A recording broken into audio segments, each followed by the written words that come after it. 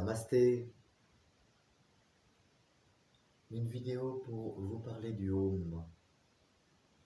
Celui-ci, c'est le son le plus connu qui vient du yoga.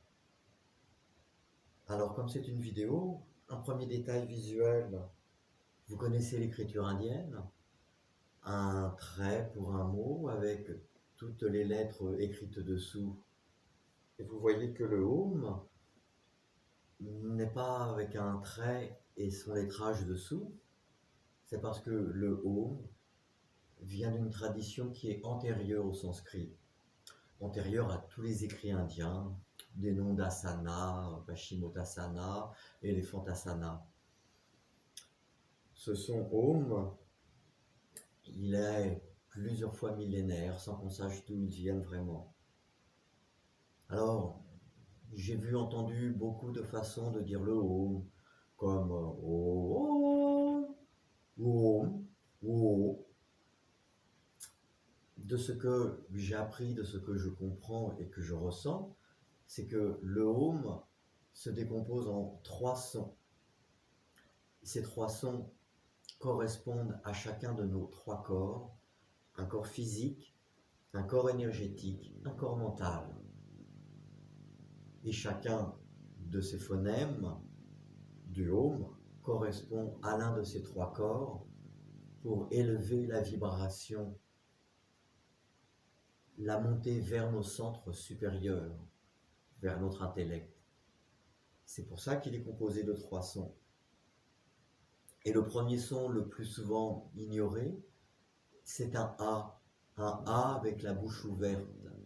Car pour faire un bon Om, il faut avoir une certaine élocution. Et le A va rentrer en résonance avec notre corps physique. Et le A, la bouche ouverte, va se transformer en un O avec la bouche bien ronde, et le O va rentrer en résonance avec notre corps énergétique, là où il y a le prana. Parce que si le yoga est l'union du corps et de l'esprit, où donc est le prana? Ni dans le mental, ni dans le physique, parce qu'il y a 3 corps. Et ces définitions un peu rapides et fausses de ce qu'est le yoga oublient tout le temps le corps énergétique. Peut-être est-ce un rappel de Rabelais, un esprit sain dans un corps sain? Au yoga, il y a une perception plus fine où il y a 3 corps. Donc le A se transforme en O, et la bouche se refermant devient et fait résonner notre corps mental. Et si pour le A, il est un peu délicat de sentir quelle partie de nous rentre en résonance, faites l'expérience là. Fermez la bouche et faites un et vous sentirez que cela résonne dans votre tête.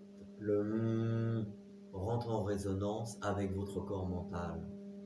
Donc faites confiance aux anciens yogis que le A est la résonance du corps physique, le O du corps énergétique, le du corps mental.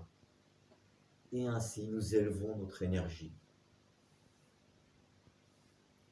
Cela donne plutôt un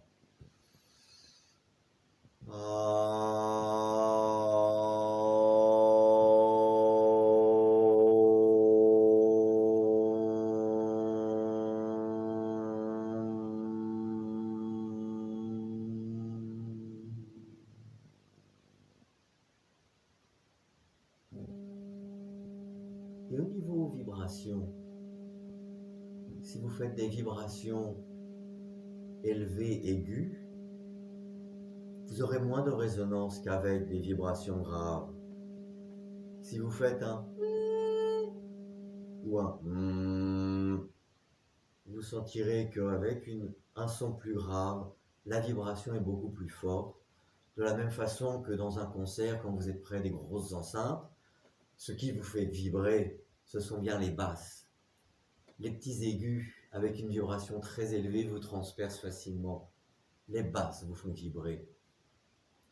Et bien de la même façon, on peut dire que le Om est plutôt une vibration assez masculine, parce que l'homme a une voix plus grave. Après, tout est relatif et tout le monde peut faire un son Om très correct.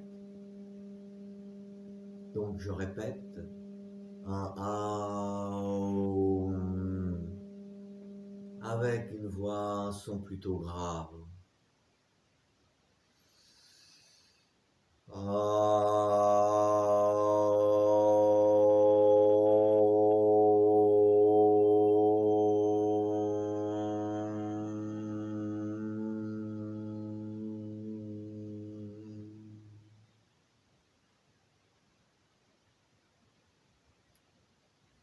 Voilà pour ce petit enseignement sur le Om.